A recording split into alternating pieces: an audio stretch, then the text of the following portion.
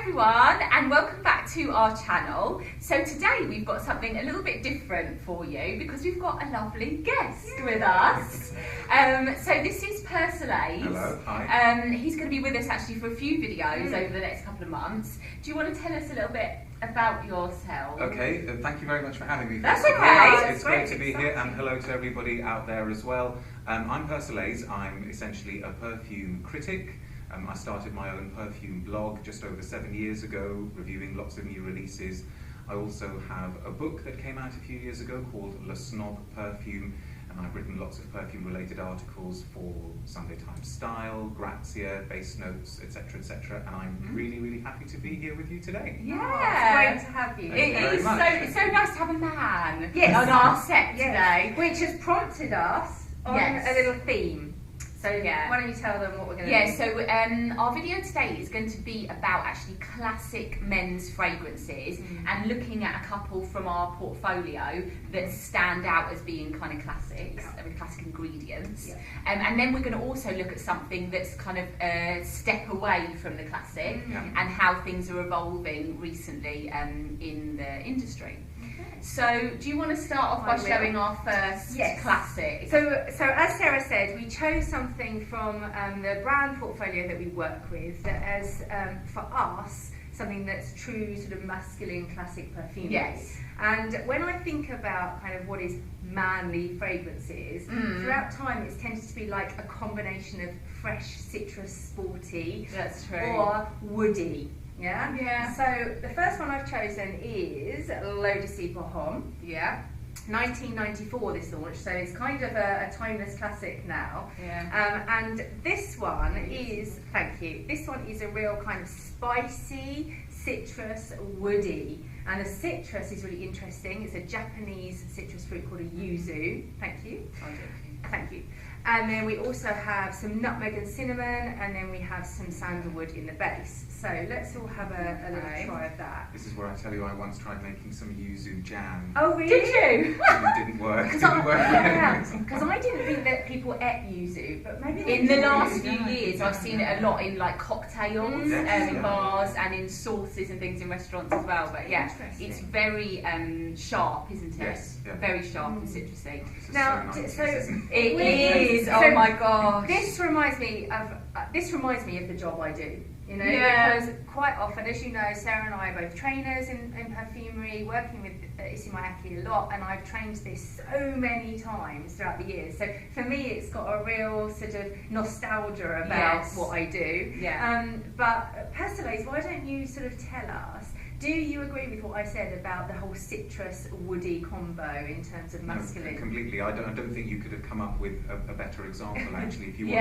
If you wanted to sum up that particular trend in masculine perfumery where a guy's perfume is supposed to be citrus-woody, L'Odyssée pour Homme would have to be one of them, because it's also got that cleanliness to it. To me, both of the L'Odyssée scents, the Pour Femme and the Pour Homme, there's always been something about them that I've associated with, sounds stupid, with the smell of glass. Yes, I know glass hasn't got a smell. No, but it's that sort of see-through, transparency. Just could not be more transparent, couldn't be more translucent. I guess interesting that Isimayaki himself wanted the smell of water. Yes, which is clear. And you know, and you could think of glass as being solidified water in some kind of metaphorical way. Do men want to smell clean? Is that what it is? No, I think so. I think sometimes maybe it's a little bit sad that that's all guys want to go for. A lot of guys, not all guys, obviously. But no, you want to smell presentable. Yes, that's true. You want to smell like somebody who knows a thing or two about personal hygiene. Well, you do, which is always good. Yes. That's true. But then you also want it to last. Yes. And if that's true. so I mean, I don't know, but I kind of feel like this is, it's a step on, an extension from cologne. Yeah. From yes.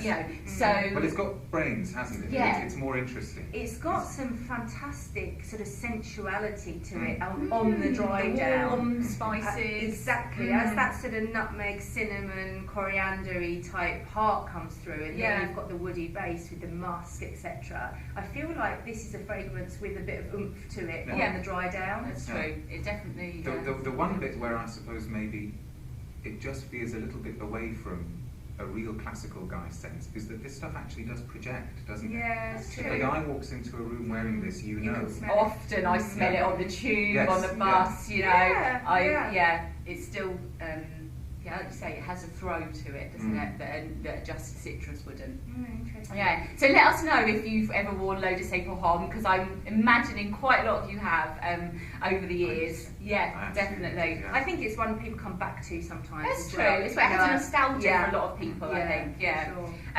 Okay, so that's that kind of citrus woody. Right. We'll pop that back, and then we've got something from Cartier. So this is Pasha de Cartier. We picked this because it's classified as a fougere, and fougere is another very kind of classic men's family of fragrance. We haven't actually done a video on fougere yet, but there are quite a few, usually for men. Yeah. So let's have a spritz of this. First of all, I might just, because have we talked about Pasha before? I don't think we have. No. What's it all about? Well, just to give you an idea of where the name came from, the Pasha, a Pasha, is a man of the, how would you describe it? The Ottoman Empire, a sailor quite often, and he is someone that is very powerful, very lavish, very, someone who has girls in every port, and they have these kind of harem parties with all of the opulent things. Right. And so an all-round decent film. Yes! And so this fragrance was inspired by that lifestyle. Also, interestingly, talking about the boat aspect of him sailing around the Ottoman Empire, it's actually meant to look a little bit like a boat, because if you were looking down bird's eye view, that being the bow of the boat, and these being the kind of boards, the slats on the top of the boat. And also, if you know anything about Cartier jewellery, you'll see a trinity rings going around the top, which are one of the most well-known pieces. So anyway, that's the bottle and the name. Okay. How about the smell? Thank you. So, should we talk about fougere? Yeah. What is a fougere? What and why is fougere? So let's ask Persolaise, because having written, I'm sure you've written about several fougeres. I have. Where does it come from originally? Very, very, very quickly, because we could the whole video just on this. But fougere is simply the French word for fern, as in the plant, fern. And towards the end of the 19th century, when the very, very first synthetic material was being used in perfumery, the first synthetic or synthetically derived material was a material called coumarin, which smells very much like hay and tobacco. That was put into a perfume, and the person who made the perfume decided that he wanted to make this abstract fragrance which would somehow remind him of the smell of a fern, even though most ferns don't have a smell, and he called that perfume Fougère Royale. And then that became the name for that category of perfume, which has that sort of trinity of lavender, bergamot, and mosses in the base. So it's very aromatic, isn't it? Absolutely, very herbal aromatic. This is herbal, With a strong citrus at the top. I mean, it's really yellow lemon at the top, and that very, very, very classic masculine base of woods and mosses in the dry down. And yes, fougères have come and gone in fashion ever since they were made, really. I mean, that's true. I feel like they're ever popular. I think often, if we're presenting a fougère to, on the shop floor, quite often a customer will go for it. It feels like it's a safe bet. That's true. You know, I mean, we've got another fragrance that we've talked about before is Legend by Mont Blanc. That's a fougere, and that's incredibly popular with that sort of same combination of sort of citrus, it's bergamot that time, with the lavender and then the sort of mossy base. It has a kind of classic, elegant feel to it that's not too in your face, but it is sophisticated. And this is it is this very much this type of smell. You know, if you're wondering what we're talking about, if you sort of go into a shop and try and smell Pasha, this is the smell, I think, that makes us, at least in this culture, think of man. That is the smell of the guy. It feels like a gentleman, a gentlemanly smell, a kind of... See, it's interesting, when you talked about the Pasha, I had some kind of rogue sailor in my head, and this doesn't feel like a bad boy. No, that's true, actually. It feels like somebody who is smartly dressed, well behaved, and mature treats as you well. to dinner. Maturity, isn't there? It does have, as opposed to the L'Eau de Sable Homme, I feel it has more of a maturity. I would agree. These Semyakis, perhaps, I don't want to say that you're not dynamic if you're mature, but you know what I mean. It's sort of more energetic. Absolutely. Okay, so that's two classics, two different takes on classics. Now we thought we'd bring into the mix something different, something that maybe could be a new way for men's perfumery in this country particularly as well. It's interesting how suddenly, or not suddenly, over the past few years, I feel like men have got braver in perfumery shopping. You know, I mean, when I first started in this business, it was rare for a guy to go into a perfumery and be confident enough to select his own scent. You know, he'd be pushing his wife or girlfriend in front of him. Whereas nowadays, you know, if I'm on the shop floor, much more men are coming in with an opinion about fragrance. And the one that we've chosen to kind of show the change in face of perfumery is Etro's Man Rose. We actually featured it in our April launches video. Yes, we'll link it below. But we wanted to bring it back for our conversation with Persolaise because I think that it's a really good one to show how men are braver. This is it's a masculine marketed fragrance. It's called Man Rose, and yet, wow, it smells of rose. You know, which is a traditionally, in the West anyway, traditionally a female smell. So,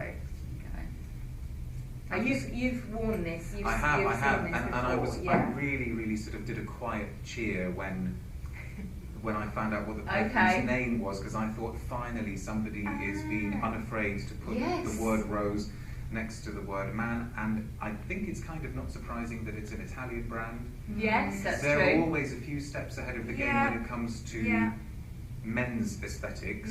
Like, again, talking stereotypically, but if you go to Italy, you go to France, French men maybe tend to be just that tiny little bit more conservative than Italian men. Italian men are more in touch with their feminine side, maybe. In terms of flamboyance and fashion. Hello, any Italian men that are watching. Let us know if you are. This is a rose, and yet you smell it, and you can't think of any reason at all why a guy couldn't wear this. No. And you kind of then ask yourself, well, why is that? Is that because the woodiness is brought out? Is it because there's a spicy element that's brought out? Or is it just because actually it's perfectly fine for a guy to wear rose? And I think that's totally the conversation that Sarah and I have been having on various videos, which if you're a regular you'll know. We really subscribe to this view that regardless of how something's branded, if you like it, then wear it. I feel like this is, you talked about the word spicy, I feel like this is quite a spicy rose for me. A fresh spicy. Lots of pepper in there. Kind of cold spicy as opposed to the L'Eau de Sable, which is a warmer spice. I also have been wearing this, and I shared it with the guys before we started filming. This lasts. You talked about men wanting long-lasting fragrances. This lasts all day on my skin anyway. And what I found on the dry down is that it was really envelopingly, comfortingly sensual. And I feel like the rose was still there, but very, very soft. What you definitely got is more of a musky nature to it. And it was great. And I know we were talking as well before about mentioning that I grew up in the Middle East. So you've got a different take on rose as a man. You know, being in Dubai in the 80s and the 90s, you didn't think twice about going past, you know, a guy in a shopping mall or something and wafting some massive floral. I mean, I remember when some of the big tuber roses of the 80s came out everybody was wearing them in Dubai, and it was no big deal. And we are more and more in the West now influenced by particularly the Middle Eastern culture in fragrance. We've seen that a lot. So it's really nice. It's quite refreshing. I also love that how involved men are in the Middle East with fragrance. Yes, confident. I went to Dubai a couple of years ago, and I went in. There's a great big shopping mall. I can't remember which one. One of the shopping malls. Lots and lots. And I remember I walked past a group of guys, and I overheard them discussing perfume. And I walked around, I don't know, into a few shops. And I must have walked back that way. About 45 minutes later, the group of guys were still there. They were still discussing. And I thought, that's great. It's so unusual to hear that, because of course, certainly in England, you don't get a whole group of lads, on the building site. But it's funny how many guys will write to me and will say, "Oh, so you're really into perfume? Could you tell me about this, that, and the other?" Absolutely. Okay. It's this thing that's bubbling up. It's underground, but it's coming. Yes, be confident. Do you think then that the average sort of English guy on the street would wear this as Etro Mamrose? Show me the average English guy. Oh yeah, what is that? Let's say yes. Let's say yes. When we've now got to the stage, because I don't live in London, I live on the south coast of England, very, very far away from the metropolis. And a few weeks ago, my wife, I think, walked into the branch of her local bank, and one of the people working there, a youngish man, said to her, "Oh my goodness, what are you wearing? Is it an oud?" Wow. And I thought, okay, well, if oud has travelled all the way to Hampshire, then yes. Let's say yes. Let's say a guy could wear this. We've decided right here, right now. It's okay, guys. It's okay. Do let us know if you have worn, if you're a guy and you have worn Etro Mamrose or another fragrance like floral, that. That would be great. So I think that's kind of it for today's discussion on classics.